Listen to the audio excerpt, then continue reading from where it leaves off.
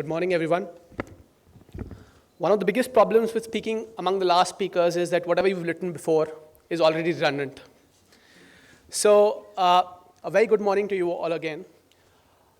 First of all, I'd like to thank Osama for inviting me here and holding this Digital Empowerment Award.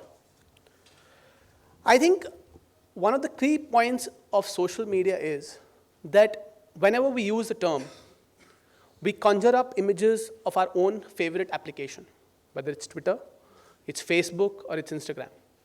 But we forget that all media by its very nature is social. There can be no media. What defines social media as different is the fact that all interactions are happening without a geographical continuum. Therefore, I could be interacting with you sitting right next to you, but I could also be sitting across the world. And I think that leaves a platform too vast to be covered within 10 minutes. And so I'd like to focus only on social media for governance, an area which is close to my stomach, literally. And it's also something that I believe would be the way forward for any governance initiative. It is unfortunately not truly mirrored within government. And I would contradict my speaker before me. It has not been completely internalized, as many of us who are aware of the way government functions. It is mostly a personality or top-driven initiative that rarely gets internalized. And as of today, that top focus is there.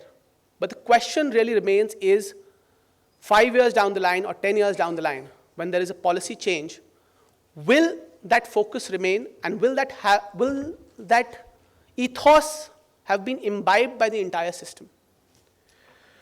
I'll give you a small illustration which should prove a bellwether for the way social media is perceived in the circles. I'm party to a small Facebook group, closed user group, of the Indian Administrative Service, and where we tend to have discussions cutting across seniority and rank, which in the Indian Administrative Service is itself a novelty. And one of the speakers, rather not a speaker, somebody wrote, and he's a rather senior officer, and I quote, "Social media like Facebook is a dangerous and productive place. We know he's a good guy. Why then does he have to piss around?" End quotes. The debate that followed, if you can really call it that, ironically on Facebook, was one where you had a line almost demographically set, with younger officers realizing the power of social media to be able to directly connect with citizens and answer issues in real time. Whereas others felt that it was merely a distraction where younger officers wanted either popularity or were delving away from their brick and mortar work. I'll give you 2 or 3 examples at how social media worked in governance. There's a project Happy Meal that was launched in 2014 in Kalyan subdivision of Nasik. A statutory disclaimer at this point might be useful because the person who launched it is a friend and a batchmate both. But as an SDM, one of the key tasks that he was entrusted by his district magistrate was that he was supposed to monitor midday meals. Given the serious resource crunch, and I know this might sound a little funny sitting here, but at the subdivisional level, even at the district level, there is a very serious resource crunch, both in terms of manpower, money, and your own man hours. He launched a simple premise that every school teacher had to take a new WhatsApp image and send it to a core team, which would then manually scan it, as in go through the number of students and the meal that was cooked. What that allowed was that the biggest source of pilferage that happens with regard to midday meals is that you have higher students shown as attending, whereas lesser number of people are actually there. So one was that pilferage stopped, or at least reduced drastically. And secondly, there was an adherence to the menu. because the most key component in these is either fruit or egg, which are high protein as well as give a sort of nutrition to the kids. The other example is of somebody who's already sitting here and who knows much more about it, but I'll still hazard a guess. It's by the Kozhikode district collector, who on 8th of January, on his Facebook profile, where he has about 180,000 followers, 180,000 followers, he put out that he would offer biryani to anybody who would help clean the lake, the Pishar Kavu lake, sorry for my pronunciation. But the response was phenomenal on the 26th of January. It was cleaned up within 6 hours. Anybody around us knows that lakes in India is a problem. Swachh Bharat Abhiyan is there, but lakes, because of garbage, because of plastic, need to be cleaned up. What was the fund availability that was there for him? 56,000 rupees. And by the way, the lake is 57,000 square meters large. So that's less than 1 rupee per square meter. Try cleaning a lake in that. But it was an example where social media not only saved time, but it also provided a faster access to the youth who use social media, who were able to be bought on in a unique partnership. There were no payments doled out, there was just biryani. I'll give 2 personal examples. In September last year, Ranchi was simmering with communal violence. The administration was trying to keep a lid on things, not hoping that things would not go out of hand, and doing their utter best.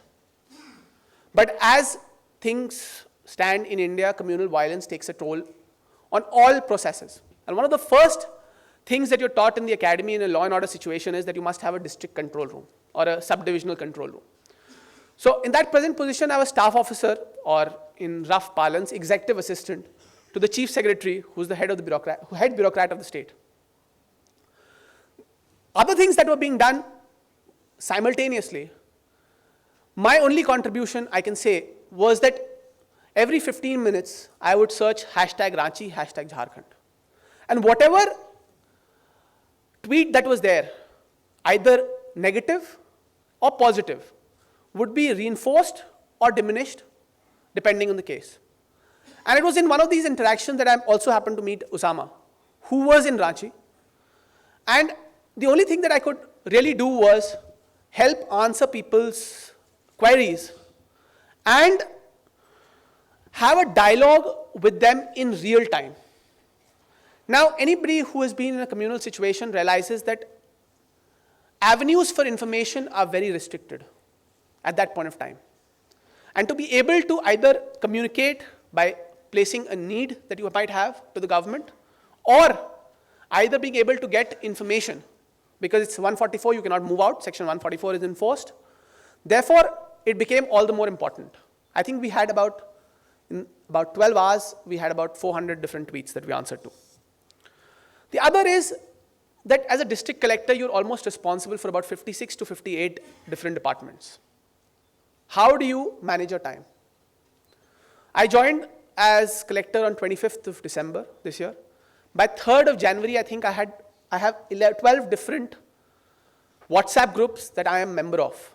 They range from a myriad of activities, whether it is Swachh Bharat Abhiyan toilet construction, to NOFM cable laying, to National Highway Authority of India land acquisition. There are preset formats which allows everybody to get on board with what is happening without having to have either a teleconferencing or calling them literally into your office. Video conferencing is not available at all levels. And this is mirrored in all block headquarters of my district. It takes about 5 minutes to 10 minutes whenever I'm on the move. There's even a general administration group where anybody who wants can apply for leave without having to go through the rigmarole of having to call up, then sending a letter, then getting approved, then checking with my PA whether the leave has been approved from what date to what date. It breaks down walls literally. Also, any communication, memos, letters are automatically scanned and sent in. You can't fake a WhatsApp tick. If you've read it, you have read it. You can't shirk the fact that it did not come up to me because my PA did not put it up. And these are things that I believe in the future will change administration. It might sound very silly because WhatsApp groups are not really something that we associate with seriousness. But it allows me to run my, at least I would like to believe, my district better. However, I think at this point it is very important to reflect the drawbacks of social media, especially in the Indian context. And coming back to my first point, that when you're speaking so late, a lot of things that you've said have already been said before. But I'd like to reiterate what Usama says. Places in Jharkhand today, and there are other places like that, have blocks, and blocks is a core subdivision, which is made up of about 10 to 12 panchayats. So about 50 to 60,000 population is in one block, are without electricity. So the concept of internet connectivity looks at least half a decade away, if not more. And social media should not become a tool for entrenching those that already have access to elites, the elites that have access to power.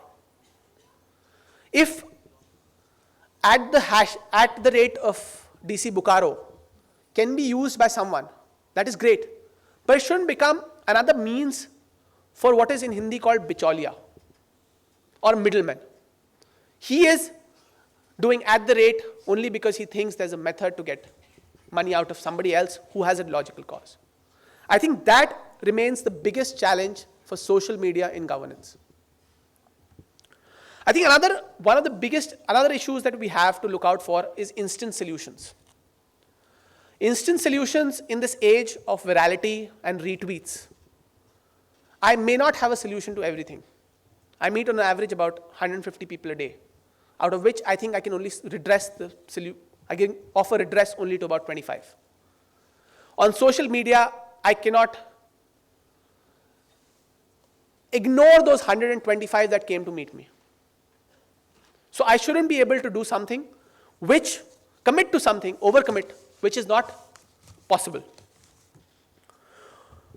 Also, one of the great initiatives that has happened in the last 1 year is in the Ministry of Railways and the Ministry of External Affairs, where today, at the rate of DRM XYZ, at the rate of GM XYZ, or at any Ministry of External Affairs outpost anywhere in the world, you can tweet a problem. My question and my cautious optimism is that I hope it is internalized within the bureaucratic overhaul that exists. Finally, to end, considering my time is also up, is do we have the institutional maturity to deal and create with necessary protocols for handling social media in any Twitter, Instagram, Facebook, LinkedIn? This may sound like a bastion call of conservatism, but it is not. Believe me. But there are some things that cannot be shared. It is unfortunate, but it is the way it is. So we unfortunately till date do not have that institutional framework. If all of you remember, there was a knee-jerk reaction where all members of the Indian Defense Forces were asked not to have Facebook profiles. That is not the correct response to it. At the end of the day, anybody working in the government is also a social animal. He also does have family and friends that he wants to connect to. So we need to have those institutional frameworks and that maturity to be able to handle it. Finally, social media, like all advantages in technology, is an advancement. And I hope and I pray that in the context of a young India, it really is the creator of a different India. Thank you.